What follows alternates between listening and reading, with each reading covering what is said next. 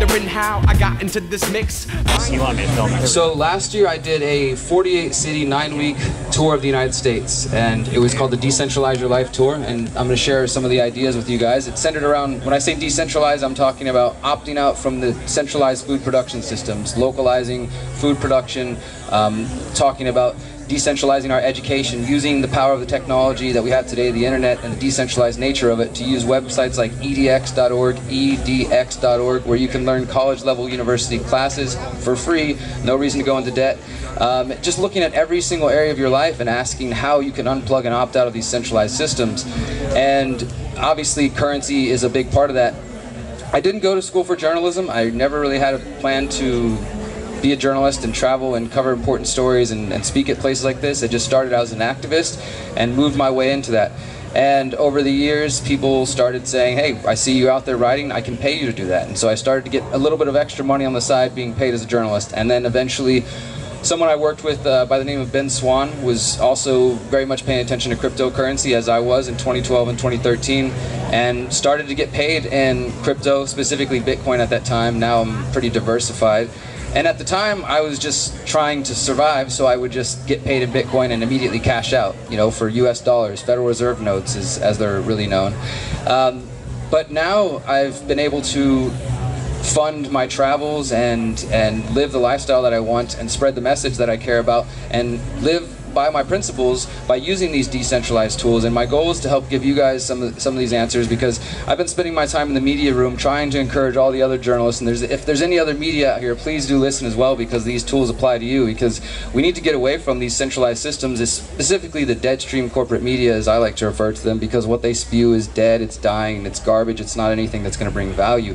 So we've learned with the internet, with live streaming, with just all the different social media tools, anybody can pick up a camera, they can pick up a tripod or a GoPro or anything and go out there and become a journalist. You know, despite the elite nature of some journalists, anybody can be a journalist. Don't let anybody tell you anything different. It's literally going out there, witnessing something, writing it down, turning it into an article, or videotaping it, creating a channel, and going out and doing that. And in the last 8 years, we've seen 10 years really, we've seen this huge, massive growth of it. I'm not sure if you guys recognize how much our world has changed just in the last decade. I mean, YouTube, 2008, Facebook, like these things are still only a decade old now, and we're seeing how much they've changed our world. So many of the people I write for the Anti-Media, the Mind Unleashed, Activist Post, Mint Press News, and a lot of other big Facebook pages turned legitimate websites, where now we have a whole crew of journalists, we have editors, and you know, we're all just, like, some of us went the school route, others of us just learned on the street like I did. And I've been blessed enough to go cover situations like Standing Rock several times. I had the pleasure of being tased by the Morton County Sheriff's Police Department once or twice, 5 times. And I also was able to cover important stories related to cryptocurrency. Has anybody here heard of Ross Ulbricht? Has anybody here ever bought drugs off the Silk Road or similar website? I know there's more hands than that, but I'll let you keep them down.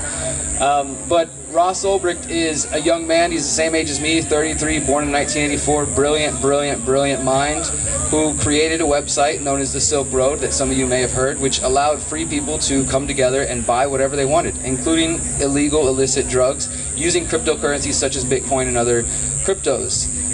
The government set up a huge sting, went after him, pretty much pinned it on him. There's really no evidence that it was him. They infiltrated the whole thing. He's now serving 3 life sentences. He never sold a single drug himself. He literally just built a website that allowed free people to do what they want. And I was at that trial for a week and a half of exhausting, long, just, you know, legalese talk between the lawyers and the judge. And when the judge was standing, when she was sitting in front of the U.S. flag, when she was getting ready to sentence Ross to 3 life sentences, this brilliant mind who can just, if he was out here, he would be here speaking some powerful ideas to us. Look up freeross.org. She said, I am humbled by this opportunity that I am tasked with making sure that no one will ever do what you did, create a website that allows free people to come together. And she said, the philosophy you believe in is dangerous. I must make sure that no one will dare ever take up your flag again. 3 life sentences, you know, just like a kick to the gut. His mom's still out there fighting, they're trying to take it to the Supreme Court because there's so much BS on that. But my point with that is, what Ross believed in and the philosophy that I promote is agorism or counter-economics, and it really plays into the whole crypto space. I don't know the name of my brother here that was saying he's a crypto anarchist. Like, that's where I'm at. The dude right over here, thank you for mentioning crypto anarchy. Forget where, we don't need to regulate cryptocurrency. We need to get, the whole point is to be disruptive, is to disrupt the economic system that has been enslaving us in the United States for 100 years through the Federal Reserve System. But it doesn't matter where you're coming from. You have a central bank. You have these institutions that use fiat currency, fractional reserve banking, central banking, in order to control us economically. And basically each of us are paying the debts that is going to banks, these banks that own the central banks of all the nations. So cryptocurrency allows an opportunity for individuals to do business outside of that. As I said, like I use cryptocurrency to buy flights using cheapair.com. I'm going to mention a bunch of different websites. I'm not being paid by anybody. These are tools I use in my everyday life because I believe in them. So I buy my flights or rent my hotels or rent cars using Bitcoin, you know, and I believe it'll change and there'll be other cryptos that will be accepted as well. It's still a very growing ecosystem. But the judge said that because they are terrified that we will recognize there are tools available to us right now in this moment to start working outside of their system. They're perfectly fine. I was just part of a panel over there. We're talking about politics and permaculture, and I consider myself to be an apolitical activist. I spoke last night and I came out of the closet as a holistic anarchist. I believe that we are all free, beautiful, powerful people capable of ruling our own lives. We don't need authoritarians over us telling us how to live our lives. And you know, there are some interesting implications that we can talk about later, but what that really means is that we don't need them to tell us where we can spend our money, how we can spend our money. There doesn't need to be a third party taking anything out of it. If me and you come together and say you have a product and I want to exchange that with you, and whether we use colones or dollars or crypto or whatever, there's no reason any other third party should have an involvement in that. Crypto allows that, and of course it's still a growing ecosystem. I typically speak at anarchist conferences and transformational festivals, and I just came from Anarchapulco last week in Acapulco, Mexico, which is like a very interesting mix of spiritual types, anarchists, and crypto geeks and crypto anarchists. And these worlds are coming together now. These tools are starting to meld into one world, and it's very beautiful to see because they can be valuable. So the goal of crypto, I think the original intention and what many people are doing outside of Bitcoin, Bitcoin is just the most well-known name, but I mean, there's others that are doing it much better, quicker, no transaction fees, faster, more secure, more encrypted. You know, it's a very big ecosystem. People refer to this as the 90s when the internet first came out, and you've got all these different companies starting up, and some of them are going to last and be maybe the next big thing. Others may be scams. Others will sort of fade away. But I mean, every other day I'm reading about some new project somebody's creating that will create independence in our lives and allow us to opt out of these centralized systems. And of course, governments and people in power, authoritarians, will always try to co-opt systems and keep it under their control. So I'm sure the next year or so we're going to see the Fed coin, or you know, the Facebook coin or whatever. They're going to try to take the concept but just redirect you back into their system, right? The whole thing, I believe, the reason I'm in it is to opt out of that. Yes, there's also the opportunity to make gains. You know, I have, and you know, my friend circle and other people I know, activists as well, have been able to elevate our living standard just in the last year or so. And you know, I've been able to donate to different charities in my community and pay for my travel and support other people, support my family because of crypto. So there is an opportunity for gains, but for me it's more about having an opportunity to exchange goods and get paid for my services as a journalist without Uncle Sam taking any, or anybody taking any of it. I don't file taxes. I don't plan to file. I had to fill out a W-9 for this thing, but I'm not filling it out on my side. And that's just the road that I choose to take. As what the other guy also said, there are risks to this. So we're in different situations. I'm 33 years old, no kids, and not married. I have the freedom to commit myself to this lifestyle and to dedicate my time to it. Now, as a journalist, I do write about cryptocurrency. I promote the tools whenever I see an opportunity, but my main focus is really indigenous issues, surveillance issues, technology, things of that sort. So I see how the government is coming after this new technology, how they would like to limit it. They would like to also, I mean, you can look up, just Google, or actually don't use Google, use DuckDuckGo. It's a decentralized alternative search engine that doesn't track you. It doesn't sound as fun as Google it, but DuckDuckGo it, and they don't save your search history. It's a much better company. Check that out. But just go ahead and DuckDuckGo Bitcoin, right? And every day there's Bitcoin's crashing, North Korea is using Bitcoin to fund terrorism, or ISIS is using Bitcoin. They want you to be afraid of it. They want you to not consider this option. They want the average person to see that and be like, oh wow, I don't want to touch that. There's going to come a time and a place when we might have to take certain risks. We might have to say, you know what, they're telling me not to do this, and plenty of wiser people than I have said that good people disobey unjust, bad laws, and don't let the government or the laws be the arbiter of what is good and just, because that's led us down some really bad roads in the past. I actually didn't even know I was supposed to speak today till about half an hour, so this is just off the top of my head, but I think I'm supposed to talk about media, and what I'm getting at here is, as a journalist, I've been able to provide this lifestyle for myself, and I do believe that there are opportunities for other people. I've been doing this for 8 years, so it's taken a while to get to this point. When I fully committed myself to this, I was blessed enough to have some friends who were like, we believe in you, come stay at our house, and it was a broke 2 years of surviving and trying to figure things out, and the opportunities started to come, and crypto was a big part of that. Now, a couple other tools, and this is where you can get out your phones or your notepads, that I've been using more recently that are based on the blockchain technology. And I'm assuming that since you guys have been sitting here, blockchain has already been explained thoroughly, probably several times. I don't need to go over that, right? If not, we can have that conversation later. But blockchain is basically, you know, the sort of the underpinning technology. Cryptocurrency is really just one facet of this, and this is what I'm going to explain. It's the most popular right now, but what we're going to see, I believe, in the future is blockchain used, and I mean, we can't even imagine the amount of ways. Governments are already starting to use it because it's a digital ledger that is decentralized, that nobody can delete, so everything that is put on there is permanently there, whether that means transactions of currency or social media. So this is where I want you guys to pay attention here, because I believe there's a huge problem, and as a journalist I'll say we've sort of got ourselves in trouble by building up these Facebook pages, turning them into websites, and creating a revenue system that is dependent on social media, and specifically Facebook. And I don't know if you guys have been paying attention, because us in journalism, specifically social media journalism, we pay attention to the algorithm, and Facebook is constantly changing it to try to limit independent media's reach. And several of the websites that I've been associated with have been falsely labeled fake news in the past year, and so now our links are getting labeled spam, and like they're going, you know, they're not showing up in people's news feeds. We have pages with 4 million followers, 9 million followers,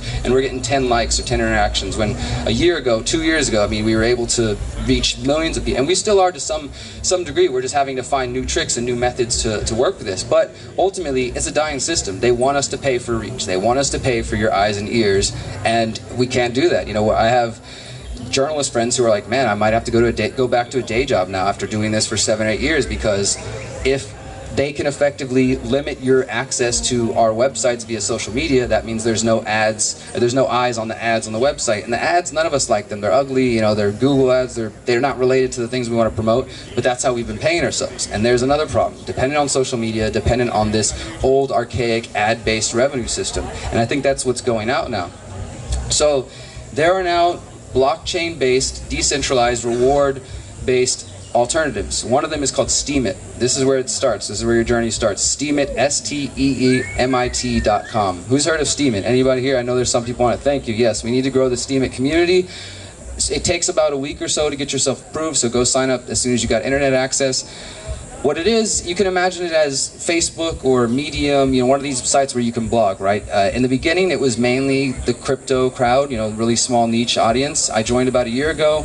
I recognized it as a powerful tool, but I didn't really have the time for it. I've recently got active again here in November. Since November 15th till this past week, I've cashed out about $3,500 in real money, you know. The funny thing is, somebody said it earlier, people, they'll be skeptical of crypto because they don't know how it works, but you use dollars every single day, and I guarantee you can't explain to me how that works. And I'm not saying that's a good thing. Ignorance is never a good thing, but maybe if you recognize, wow, I'm using this piece of paper only because they're telling me this is what I need to use. And the only reason we really use it, because value is truly subjective, these are just pieces of paper, the only reason we accept it is because we know when we go walk over to the next grocery store or wherever, somebody else is going to accept it. It's an IOU for your time, your labor, your energy, right? Well, what happens when we create something new that can also be traded as a currency, but isn't built on that same system that is running the game? You know, as I said, they use our involvement in the economic system to continue funding the war machine. And man, I'm so exhausted with seeing that there's a lack of anti-war movement in the United States and across the world. Does anybody here else not like the fact that the United States is in, you know, bombing 7 countries right now and has bases in 140 countries around the world? Does that bother anybody? Because it seems to be very low on the priority list that I've seen. And I don't know why, but they've done a good job of killing the anti-war movement. But that is funded through the economic system. So we could effectively kill that and take away their source of power and income by, one, stop believing in their authority and stop using their money seeking alternatives. So Steemit, you go ahead, you sign up, you create an account, you'll get approved. What people traditionally do is your first post is your introduce yourself post, right? So you create a username, take a picture of yourself with your username, the date, and nice big smile, post that on there. A little bit about yourself, what people can expect from you. You've got travel blogs on there, you've got cooking, you've got yoga, I do my journalism articles as well as just random blogs and interviews that I do from different events. It's all there. And it works in sort of like Reddit, right? You can upvote content, you can flag it down, so the content that gets upvoted will be appearing on the top page. But the difference is you actually get paid for the upvotes, right? So instead of just getting a nice dopamine rush, oh, I got 5 likes and hearts and that feels good, Facebook's getting paid for all of my content. I've been creating content for 8 years and I never got a dime from Facebook. In fact, I paid them to try to get more reach, you know? Now I'm on Steemit for 3 months and I'm getting paid for content that I did 5 years ago and never got paid for, or maybe got paid very little. And the idea is that we can take this, what we have in the real world, right? Right now we have an interaction. We are all free people choosing to be here. I'm not forcing you guys to be here. For some reason, something I'm saying you find valuable, so you're paying attention, we're looking at each other. Same thing on the Steemit, right? If you find something valuable that somebody's written or posted, you give them a little upvote, right? And they get rewarded with a couple of pennies in there. I don't have time to go into the full Steemit system, but basically it's a reputation-based system. There's also Steam power as an aspect of it, so when you are being a good user, the algorithm discourages spamming, basically. You know, so if you try to game the system, your value is going to go down. But people who've been involved for quite a while and who've developed a good reputation, their upvote might be worth $20 or $200. You know, every now and then there's this guy who just comes around and shows me some love and boosts my account up. And the internal currency of Steam is called Steam dollars. And you know, if anybody's interested in this, please come talk to me afterwards. So it's just a beautiful system, decentralized, reward-based. You're getting paid for your content. Facebook's not getting paid for that, because I'm not sure if you're aware of this, but every time you make a post on Facebook and your friends come and see it and like it, and those ads are being shown up on the side, they're getting revenue through this. They're getting revenue for us just using their system. And it's been a great tool that has allowed us to connect and meet all kinds of great people. I was able to plan the tour I mentioned, 48 cities, 9 weeks across the United States, using Facebook. But that's also problematic. Like, if that tool's gone, then what do I do, right? I don't want to be in that situation. And I've made the promise to my supporters and followers that by the end of this year, I will no longer be using YouTube or Facebook. I'm going all in. I'm pulling as many people with me as I can, and I think this is one of the solutions. Now, on top of that Steemit blockchain, other people have come along and added other beautiful apps, sometimes known as DApps, you know, decentralized apps. And I'm going to name these as well. So you have YouTube, right?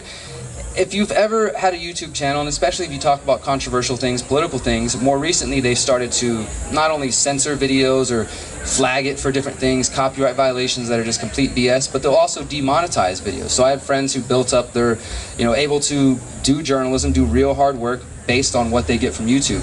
Now they log in and they find all their videos have been demonetized. You know, their income has been taken away from them. It's because YouTube, Google, Facebook, these corporations, they work closely with the governments around the world. They're more than happy to share your information if the government comes and knocking and asking for your stuff. And they have an interest in keeping people in this platform and paying for it. That's the long-term goal. They want us to pay for these tools. They've got us all ingrained in it now. Now it's time to start paying if you want eyes on your stuff. Otherwise, we're just going to get sucked into little bubbles. So on top of the Steemit blockchain, you have what is known as DTube, decentralized tube. Same thing as YouTube, but again, reward-based. You can get paid for your videos, for your content. And it's on the blockchain, so it can't be deleted.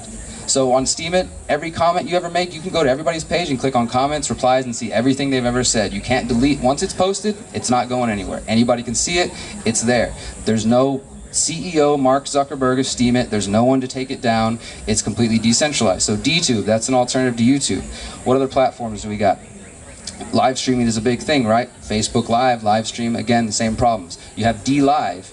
Look up DLive, decentralized live streaming. And again, many of these are in their first year, so they're very early stage. They're getting better, just keep up with them. But they're now, DLive recently went mobile, so they're getting apps developed for these.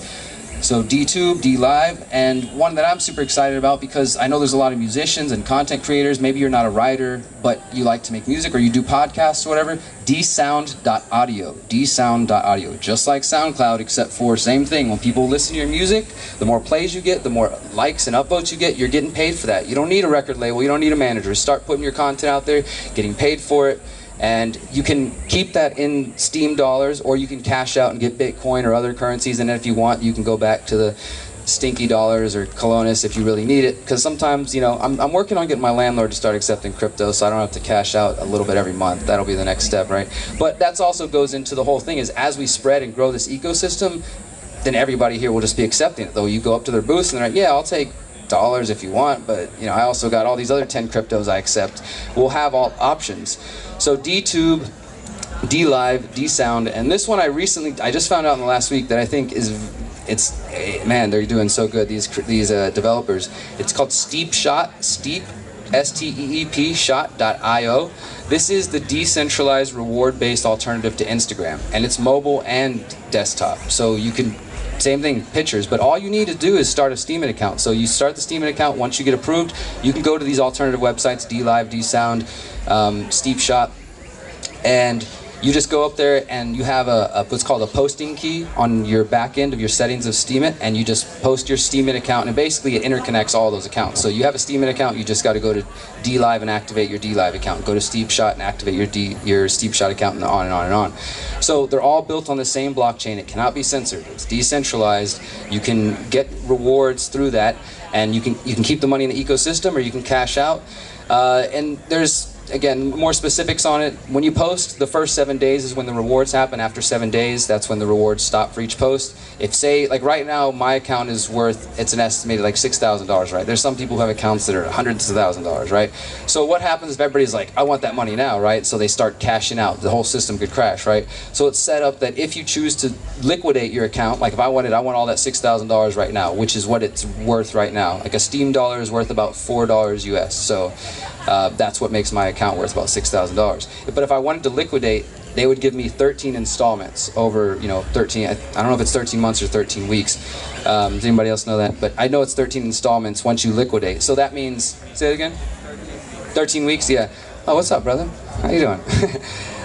So yeah, so you get cashed out over 13 weeks. As I said, that prevents everybody from just like, oh, I want all my money now, and like crash the system. So there's a lot more on the technical end. I'm not the tech savvy guy. I go to a lot of the crypto conferences and I learn from people much smarter than me. I'm the guy that's out there living it and showing that these are practical tools. You know, as I said, I did the 48 city tour. It was sponsored by Bitcoin.com, which is a company that I've worked with because they know my message, and they just said, we want to endorse it. So they gave me $10,000 worth of Bitcoin. That's $10,000 that I didn't report to the IRS, that didn't go fund to the surveillance state or the wars or anything else that I don't want to fund. That $10,000 went to helping me and my crew travel the country, spreading this message of decentralization, setting people up with crypto wallets, sending them crypto, teaching them about growing their own food, and volunteering in each community we went to, hosting meditations. And I'm going to be doing it, for anybody in the US or Canada, I am going to be doing another tour later this year, probably being sponsored by other cryptos like Smart Cash or Dash. These are other alternatives that I think are even more decentralized and provide a better product than Bitcoin currently is. So, how am I doing on time? I have till 3:30. Anybody know the time? 5 till? Cool. I think I've rambled enough. Anybody have any questions? I'll take you right here. What's going on, man? What's up, brother? So Spotify is kind of a hybrid, right? Because you, as an artist, can upload music and you get reimbursed for every song play, and it's actually, I think, pretty. Is it any way, shape, or form built on blockchain, or is it completely No, separate? Spotify is not, as far as I know, built on making their piece from it, you know?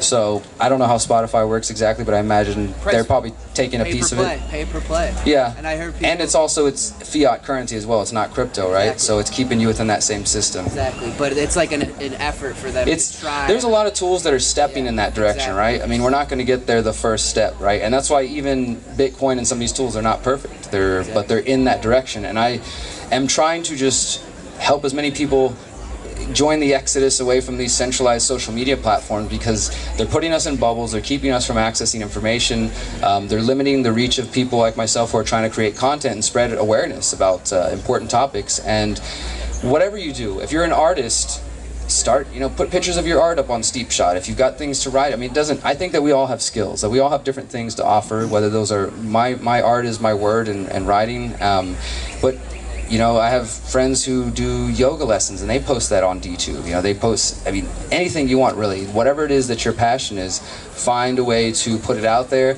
And it doesn't necessarily have to be about the fact that you're monetizing it. I know some people are uncomfortable, like, oh, I just want it to be my art. I don't want to think about like making money, right? But what I've found is that by focusing on my art and welcoming the abundance, I can do more of my art. I can speak to more people. I can afford to dedicate my life to this instead of being the broke, poor activist who's barely making it. That I got a lot of support, but I can't eat support, so I have to eat too. Until we get to that world where, you know, we're past that, then that's the world we're dealing in. And I think crypto is a path towards that. I think I got time for one more question. Anybody? What's up, brother?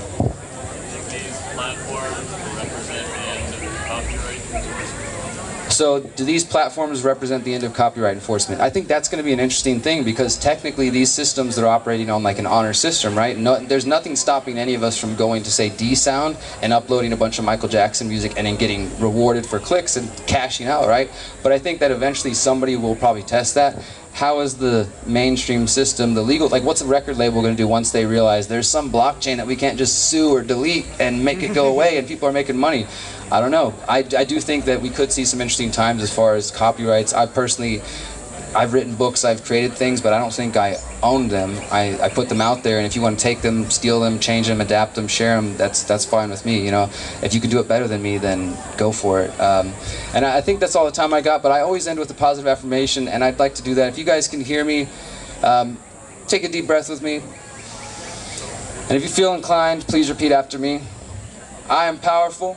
I am powerful. I am beautiful. I am beautiful. I am free. I am free. Thank you guys so much. Thank you. I'll be talking tomorrow at 10:15 for about an hour at the Village Witches stage. I'm going to be going much more in depth into what I call holistic activism and anarchism and freedom cells. If you're interested in that, come talk to me or see me in the morning. Thank you guys. Derrick Broze. Broze.